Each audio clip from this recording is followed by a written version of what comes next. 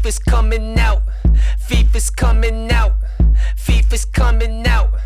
FIFA's coming out. Okay, FIFA's coming out. I need it right now. FIFA 20's dead. 21's ahead. Weekend League is back. Sweat runs down my sack. You could get this work. Rage quit or get murked. What is the deal, YouTube? It is your boy, One Star Week for you are now watching another episode of the Broke Boy Road to Glory. And as I like to say, we are in the trenches of the Weekend League. It is the sweatiest part of the Weekend League. And as you guys know, on Sunday, normally everybody is trying to grind for the last rank. So you're going to be seeing some of that Sunday trenches gameplay in a little bit. But first off, you're going to be seeing some packs that I opened. And another thing I like to say is when your luck is in, it's in. As you guys know, the other day, we were opening packs during this Black Friday promo on this RTG. I forgot which pack it was. It must have been an objective, an SBC. Oh, no. It was the Team of the Week upgrade. And we got Renato Sanchez. We got Essien from the base icon pack. So it seemed like I was in EA's good list. If there was a naughty list and a good list, I would be on the good list. So I decided to let some packs fly. I got carried away. I have almost no rare golds or non-rare golds in my club. But it all pays off. You're going to see on your screen. We were opening rare player packs. Those rare player pick SBCs. The ones where you submit 7 non-rare golds, 4 non-rare silvers, and you get a player pick. I decided to let those fly. They're very easy to do. I did about 5 of them. Number 4 comes, and we pack a Aubameyang. So you know what? We can't stop it on the Aubameyang. We do one more. And lo and behold, we packed the biggest thing I have ever packed in any FIFA ever. You're about to see it on your screen.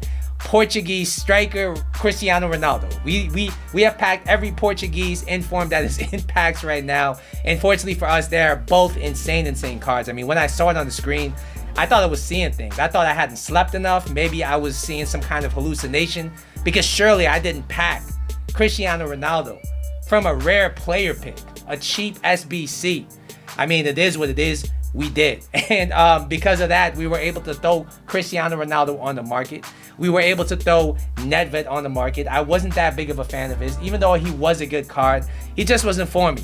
And now we had 2 million coins to sell or to play with to make a new team. So as you guys see on the thumbnail, we bought Garrincha. I'm going to show you guys a team real quick after this. So guys, as you guys see, we have yet another Flash SBC challenge. I have done so many of these, I have lost count. And for this one, you get a 25k pack. So I'm going to go ahead and submit it and see if we could get another Ronaldo. Imagine the scenes if we pack a second Ronaldo. I mean, this account would rival Bateson's and Castro's if he doesn't already. Let's go ahead and look at it. 25k pack. If I get a board, I consider that a W. I mean, consider what I've gotten all weekend. We have a completely new club. A board would be enough, I think. We're not going to get a board here, it looks like. We're going to get Mason Mount. All right. You know what? I can't even be mad. It was an objective pack, and we have gotten so much from EA. It is what it is. We move. And let me show you guys a new team. But first, I'm going to show you guys the transfer list. Because as I said, I sold Cristiano Ronaldo. He had to go because we got the better Ronaldo. Oh, so we sold him for 1.48. We sold Nedved for 425k. We packed Jordi Alba in pre-order packs. He sold for 18k. And that gave us a lot of coins to play with. As you guys see, we only got 57k left because we bought Garrincha. And not only did we buy Garrincha, we also bought Porto. Guys, you are looking at one of the best RTG teams on YouTube, and it really is funny because I'm not the greatest player at this game, but it is what it is. We have one of the best RTG teams on YouTube, in my opinion. When you look at how it lines up in game, as you guys know, I'm playing the 3-5-2. I just can't do anything in the 4-2-3-1 with this gameplay. Friday or Black Friday gameplay has been absolutely insane all weekend. And it looks like this. We got Garrincha, of course, playing Cam, Ansu Fati and Ronaldo as striker.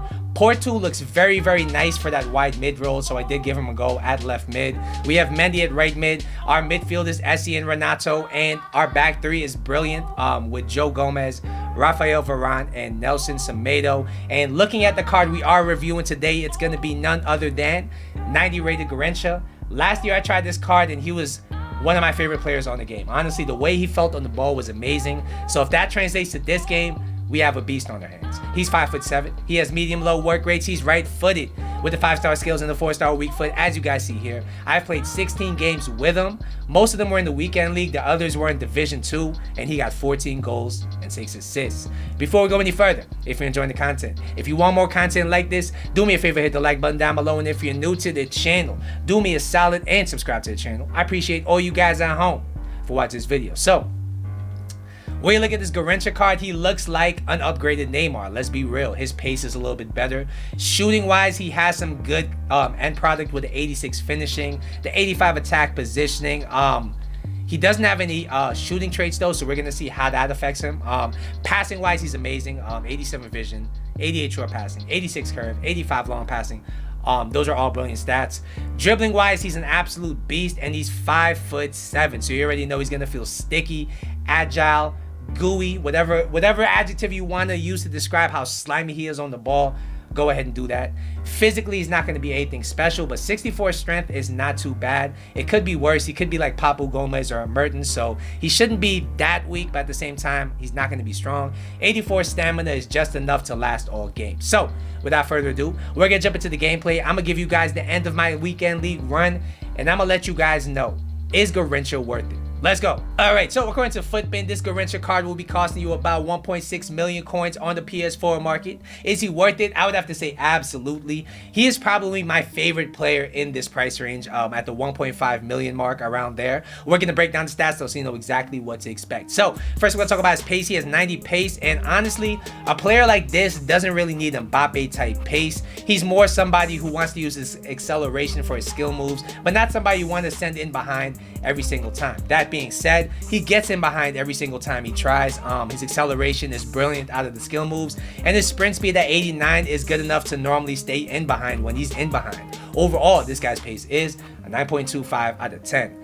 Not the top end of the pace spectrum, but very close.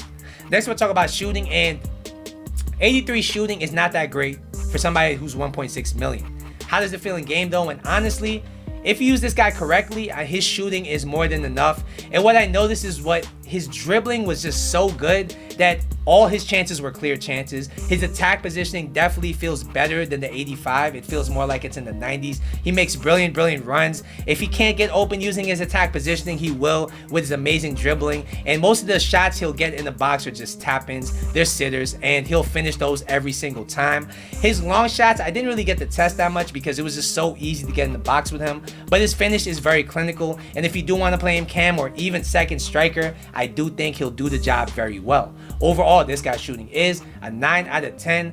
This guy scored me so many clutch goals in the weekend league. It was nuts. He was rivaling Ronaldo as far as clutchness goes, and it's really a big thing to have on such an expensive player. Next, we'll talk about his passing, and honestly, this guy was a genius with the ball. His 87 vision and 88 short passing come very handy when I'm facing a park bus. His over-the-top through balls really shine because of his 85 long passing, and he has 86 curve. He really can do the full array of passes at a high level. He can even make no-look over-the-top through balls with amazing accuracy. It's actually stupid. Overall, this guy's passing is a 9 out of 10. Next, we'll be talking about his dribbling, and I thought he felt good last year. But this year, I think this guy has the best dribbling I have used on this game. He feels better on the ball than Neymar. And that's saying something because Neymar has elite dribbling. This guy makes Neymar feel a little cheap, honestly. This Garrincha card on the ball is absolutely, if you know what you're doing, he is absolutely hard to get off the ball. It is almost impossible. His agility and balance at 91 and 89 feel like they're maxed out in game. I didn't even throw an engine or a finisher cam style on him. Just left stick dribbling alone with this card is disgusting. His R1 dribbling is enough to get people off the ball. His L1 dribbling is incredibly agile, and just fake shots with him. The way he exits out of the skill moves is unlike anything else I've ever used on this game. And what I will say is that this guy scores a lot of fluky goals. He just tends to run straight through the defenders. I don't know what it is. Whether he's making a run, whether he's executing a skill move, he's just going to bounce off the defenders that try to stop him, and he's going to get clear-cut chances over and over again. This is probably the stickiest card I've used on this game, and it's probably because he has the 95 dribbling, the 93 ball control, the 88 composure, and that short center of gravity. Overall, this guy's dribbling is an 11 out of 10. This guy has insane dribbling. Even in delay, this guy felt super smooth. Finally, we'll be talking about his physical, and honestly, it was enough to get the job done. He has enough strength to ride a challenge, but don't shield with him too much because he's not a target man. His 84 stamina, definitely, I didn't really notice it being a con at all. He lasted all games, even into extra time. And overall, this guy's physical is a 7 out of 10. All right, guys, so what's the final verdict on this card? Honestly, this Garrincha card is the best cam I have used on this game. He is absolutely insane, and it really comes down to the combination of things that he provides. His pace is brilliant. His dribbling is world class. I'm talking about the best dribbling I have used on this game, and it just really makes a combination where he's just so hard to get off the ball that if you just flick the stick enough, if you left stick dribble enough, you will find space, and when you find space, you will finish it. And because of this, you'll find your opponent double and triple marking him sometimes, and with his passing, he has the playmaking to punish them. He's really the complete player on this game in this meta, and overall, I have to give him a 10 out of 10. Don't let the stats fool you. This guy is an absolute god. All right, guys, so you might be wondering how I'm doing the weekend league or how I finished the weekend league, and honestly, it was not a good weekend league. All right, as you guys know, last episode we left off and I was 8-5, and I recovered from 5-5 to 8-5. It was just not at any point of the weekend league ever going good for me, and it was to be expected. The gameplay was absolutely dreadful all weekend because of the promo. I mean, the way that my players felt in most games was not how they were feeling in rivals throughout the week. It was not how they feel in squad battles the few times I do play squad battles, and it was just very frustrating to deal with. And we ended up going into today 9-8, and I tried a lot of things going into this day, or going into today, before I was 9-8. I tried playing at different times of the day. I played morning games, I played afternoon games, I played night games, and no matter when I played, the gameplay felt absolutely horrible. But we pushed on, and today we were 9-8, and that was before we bought Garrincha. We were 9-8 before we bought Garrincha, before we packed Ronaldo, and I decided, you know what? I'm gonna just go ahead and see how far we get. I was there pressure free.